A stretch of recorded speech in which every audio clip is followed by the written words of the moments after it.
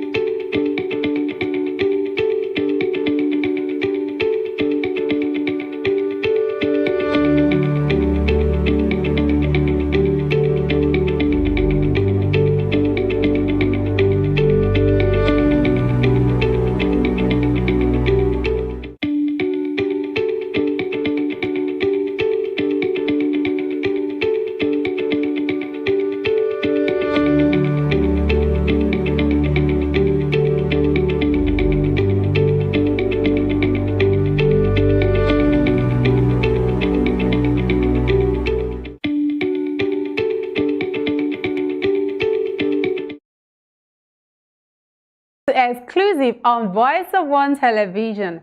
I am Rita Zwa. Exclusive is that program that interviews ministers of God and other believers who have had a working and sustainable relationship with God over the years. And so today I have with me in the studio one of such who have enjoyed a good relationship with God. But before we get to meet her properly, we'll go on a quick time out, and then when we are back, we will do justice to that. Please stay with us. Don't go anywhere.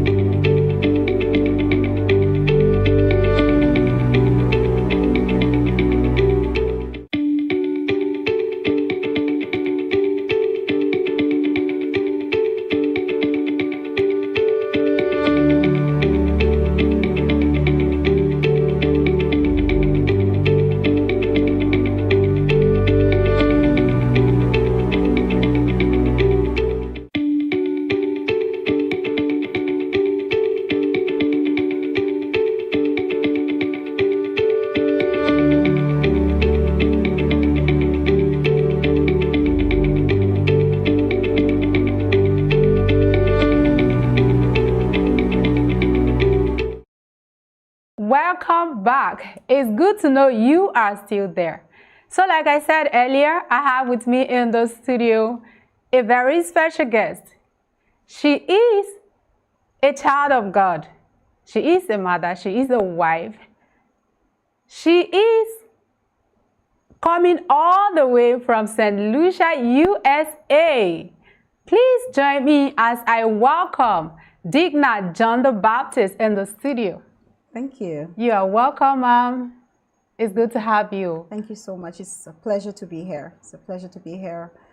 You look amazing, by the way. I love your green. Well, thank you. It's prosperity. Thank you. So, can you tell us a bit about yourself? I know your name is Digna John the Baptist. You are from St. Lucia, USA. Yes. But what more would you want us to know about you? Actually, you mentioned it. I am married. Yes. I'm married and I have a beautiful daughter. Yeah. She's 25, as a matter of fact. As beautiful as you are. And she is as beautiful, but most importantly, internally as well. She's amazing. Before ministry and before, seeking God, I worked in the corporate industry. All right. So I managed a fine jewelry store where we sold fine jewelry, diamonds and emeralds and rubies and all the fancy glittery stuff that the ladies would love and the men would hate, after.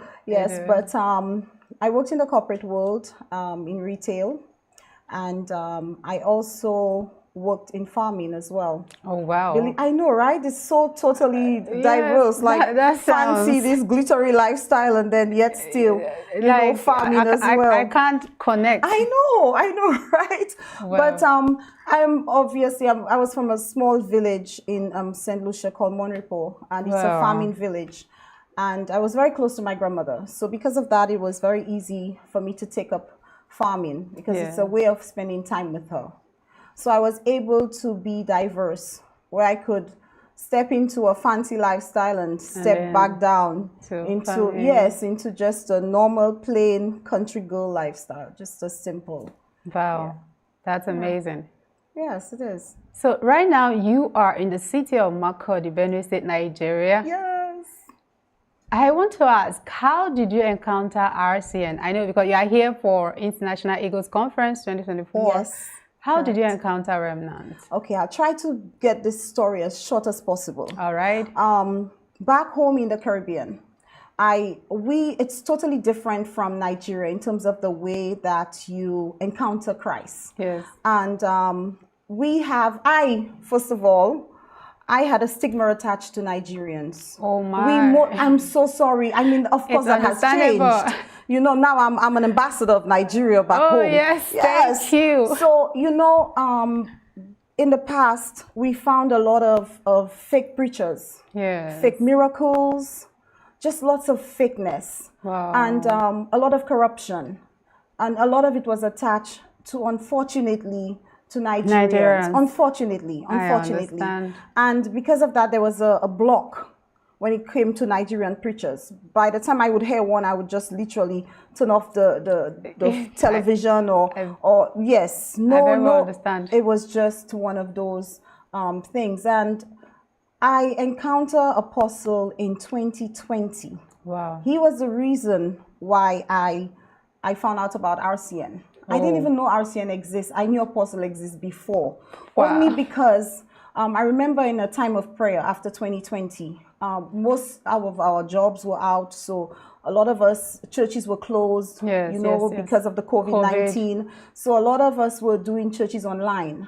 And I remember doing a lot of prayers. And I always wondered, why is it that in Africa, there are so many miracles, so many signs, and so much hunger? Yes. I always wondered that. And we're in the Caribbean. We don't pray as much as you do. Yeah. We don't. We don't pray as much as you do. We don't see those miracles. We don't see those signs. We don't see those wonders. But yes, still, we love God. Yes. And I remember praying, and I kept on asking God. I said, Lord, I'm tired of all these fake pastors. I said, I want to be like you. I want people to know that you are real. There was intense hunger.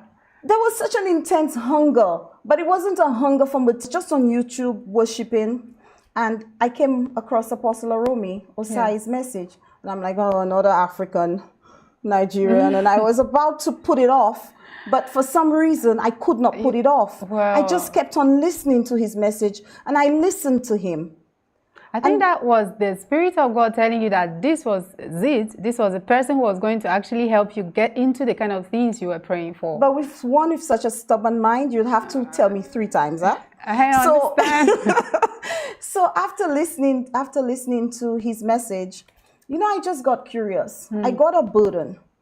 And when I went to bed in the evening, I got an encounter with him. Wow. Yeah, right? Yes. And I remember also seeing another video of him with James. Yes, James. And who's actually here at the prayer conference, this prayer conference. Yes. And I couldn't believe what I was hearing. And I couldn't believe coming from the tent to embassy and praying for 7 years consistently. Most times people pray and you give up. You give up after 6 months or after a month or maybe even after a day. Exactly. You know, you would give up. Yes, that reminds me. You know, our apostle has this slogan that inconsistency lies the power. And he has lived it over the years. So I think that was part of what actually made him to, you know, come up with that. He has tested consistency and it has worked for him. Yeah, he has. And the interview after seeing the interview, I just sent it out to every friend, Wow. every family. I just spread it all out. I just couldn't believe it. I just couldn't believe it because I wanted people to see I found someone who's from Nigeria who's actually real, genuine, and I knew it was the Holy Spirit who led me to him. Of course. And that was when my walk with RCN started. Wow. I was having a horrible time with my marriage. Horrible time. Oh my. And I figured the Lord wanted me to focus on him. You know, we always want to think and act like we know what God wants. Exactly. So that was me. I was in that position. And I remember leaving St. Lucia, coming to seek God. Yes. Apostle was coming to the UK for a conference. Yes. And I wanted to attend that conference. And it was at that conference, for the first time, I thought people who spoke in tongues were crazy.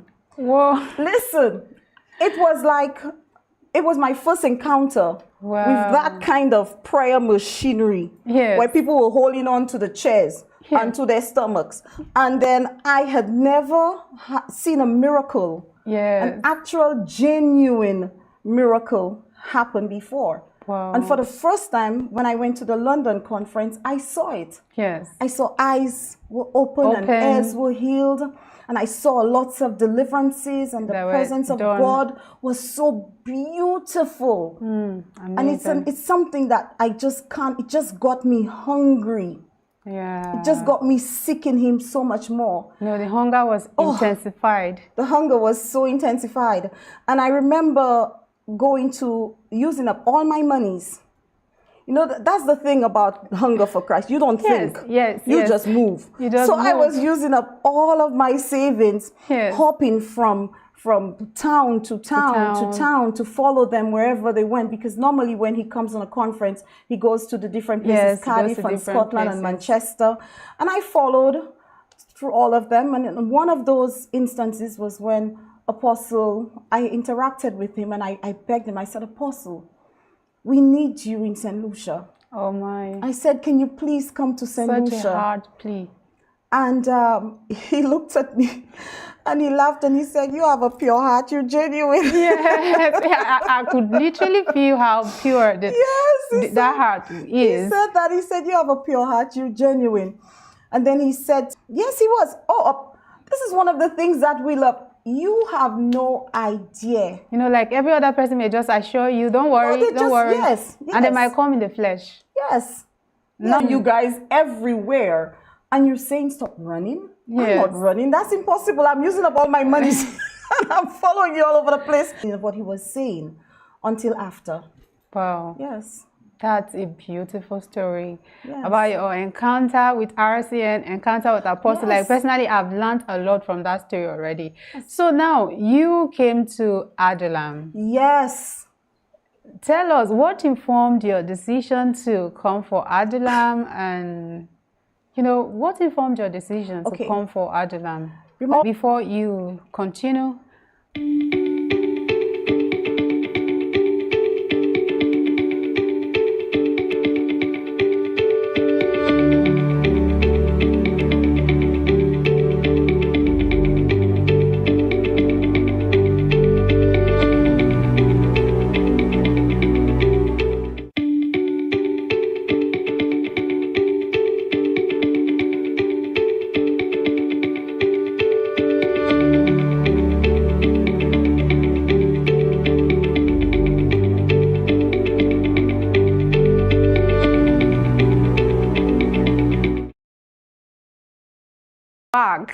It's good to know you are still there. Well, we are still here in the studio, and it's still me talking with my guest, Digna John the Baptist from St. Lucia.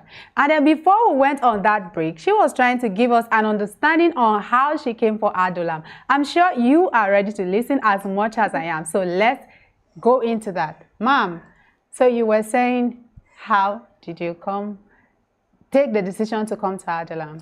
Okay. It was actually not even my decision. Okay. I was trying to get a seminary. Okay. Because again, Apostle said I wasn't ready. So I needed to get myself ready. Ready. Yes, because I was genuine about my walk. And I remember I heard about a school called Canonia which is in Abuja. Yes. And then some of the ministers at the conference, they were like, Canonia, did you not hear about Adulam? Apostle has a school, Adulam. And I was like, wow. And they're like, but you're not gonna make it. You're not, because they looked at my appearance and they're like, you're not gonna make it. You're not gonna survive. So you could probably do it online. Oh my. But they had no idea what I had inside and what they had no idea. How hungry you were. How hungry I was. And you were ready to just do everything. I was ready to just do everything. And before this, I had joined the Cardiff team. Okay. The RCN Cardiff team. Yes, I was part of the RCN Cardiff family. And we prayed every midnight. Wow. And I did all the 10-hour prayers. So I got baptized into prayer before I came to Nigeria. Wow. To God be praised. Yes. And I remember speaking to Pastor Mike at the time, who was the pastor for Cardiff.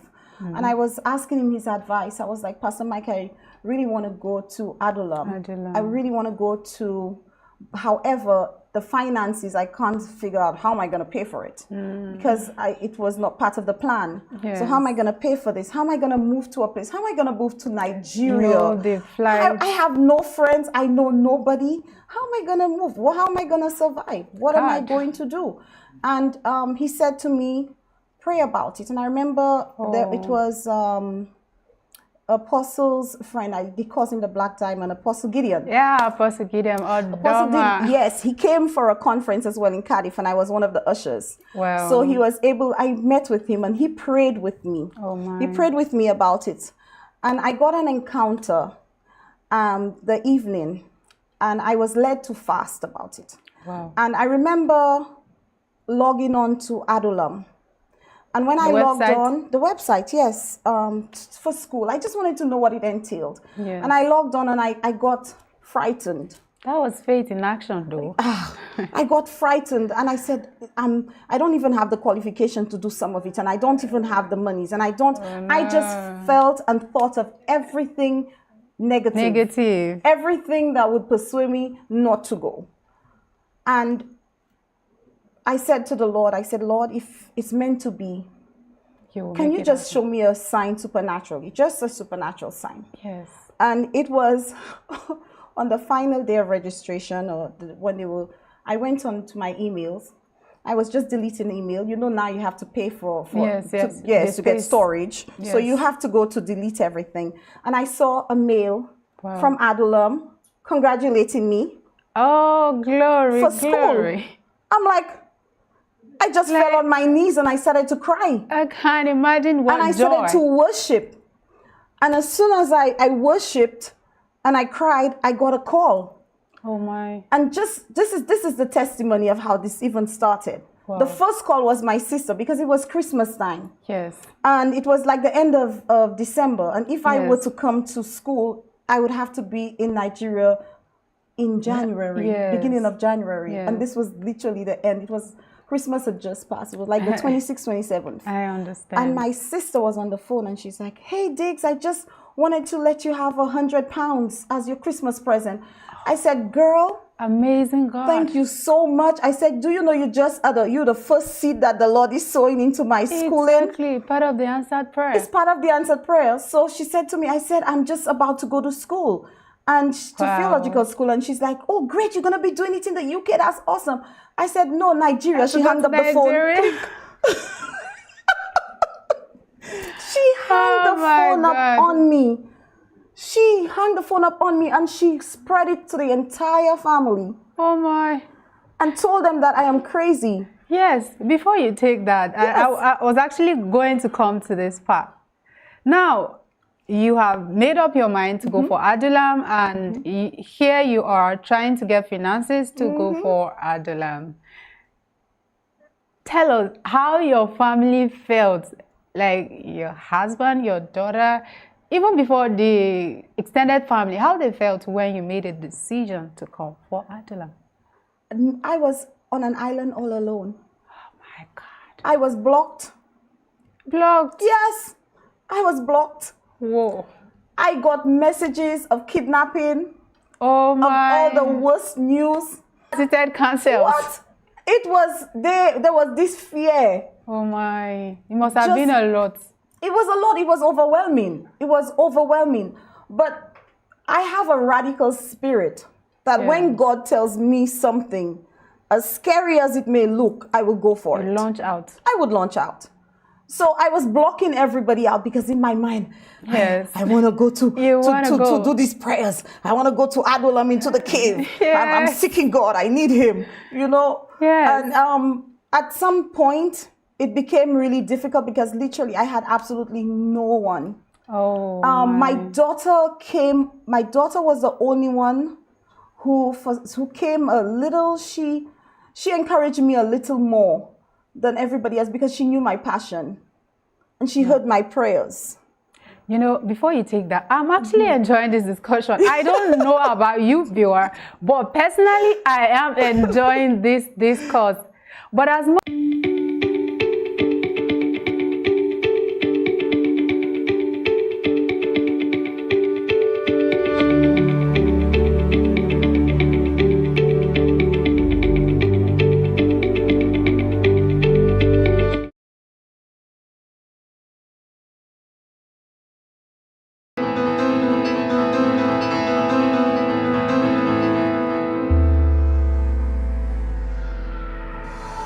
Godward.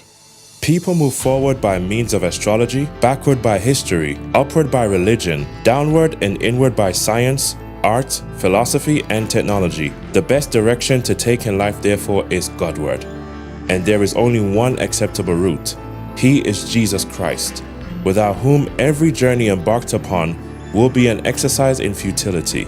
To order your copy in the United States, phone number +1 507 479 6333. In Ghana, phone number +233 548 491 524. In Kenya, phone number +254 790 923 812. In the United Kingdom, 11. Or online at www.believersbookshop.co.uk. In Nigeria, phone number +234 803 356 9841. For those outside the listed countries above, they can order for both hard and soft copies from Amazon by entering the link below. Amazon.com/author/Arome Osayi _books. For those who want to order soft copies in Nigeria, okadabooks.com/user/Iron Pen.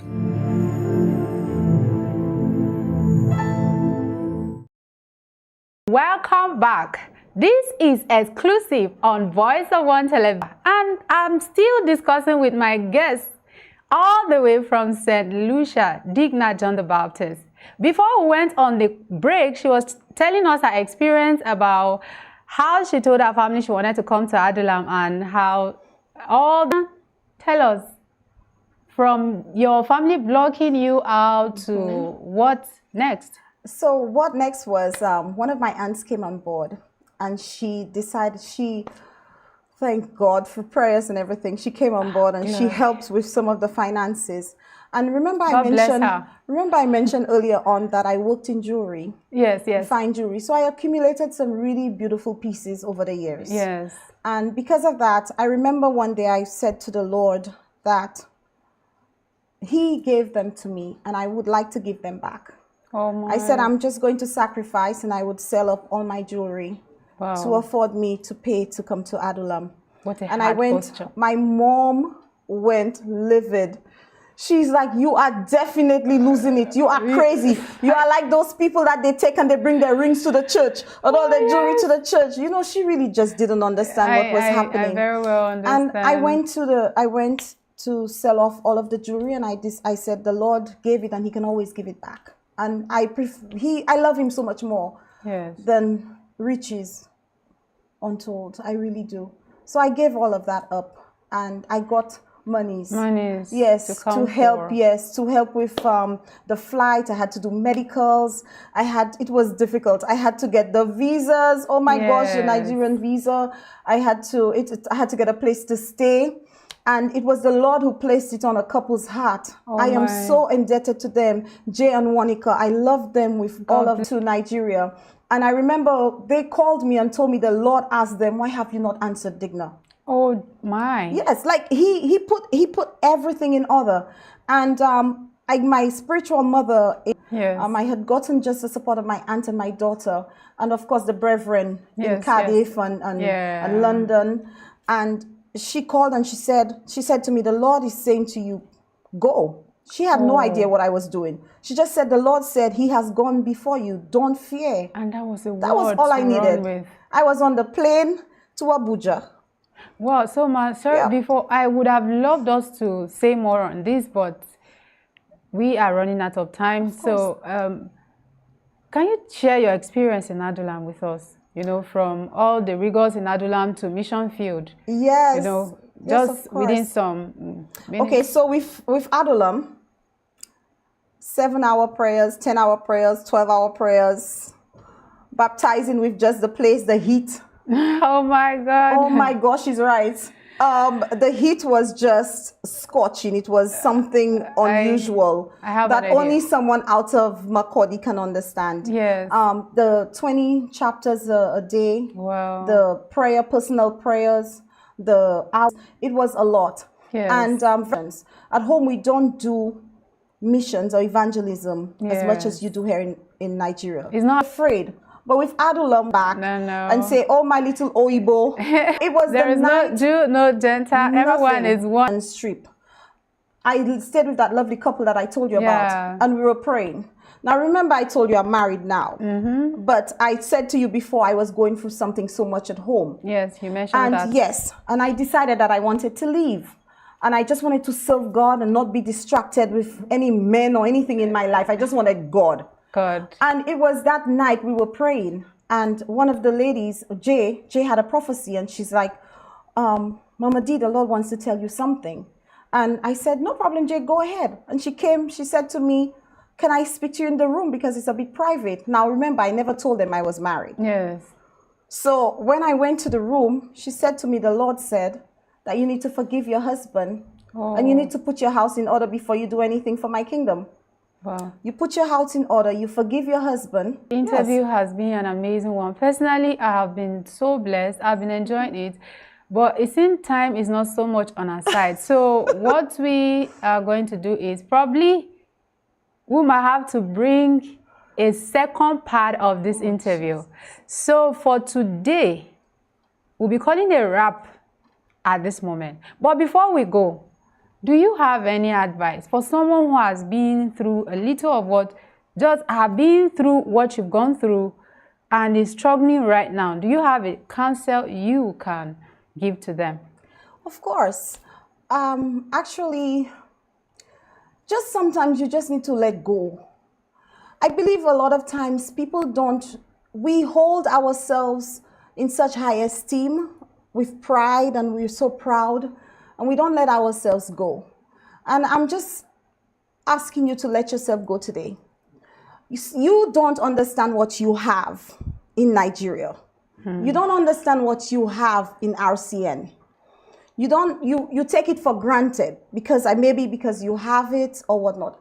I came from thousands of miles away because I found some treasure in Nigeria, the same Nigeria that I didn't even like. I found a treasure there. So I'm asking you to put yourselves aside, put your name and your fancy, everything aside. You know, when it comes to pain, you don't look at names and you don't look at accolades. Pain is pain.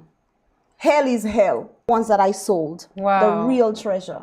Wow, wow. Yeah. Thank you so much, Digna John the Baptist, all the way from St. Lucia, USA, for coming on the show. Yes. Thank you. It's been an amazing time. And we've not had enough. We are sure that you are going to avail yourself for a second part of this interview.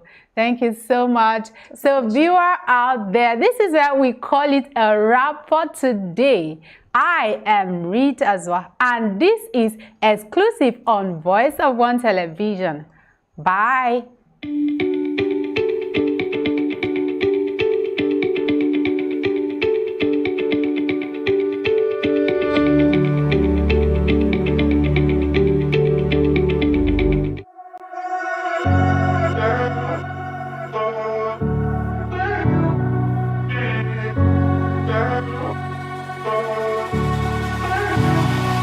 When the need arose to take discipleship to the nations, came Voice of One Television. And now, a new ultra is born. Voice of One TV Decoder. With an unflinching commitment to broadcast, poised with the content of Apostolic Christianity, with a wide range of channel options. Our flagship TV programs cut across live services, interviews, talk shows, movies, music, among others. On board with us.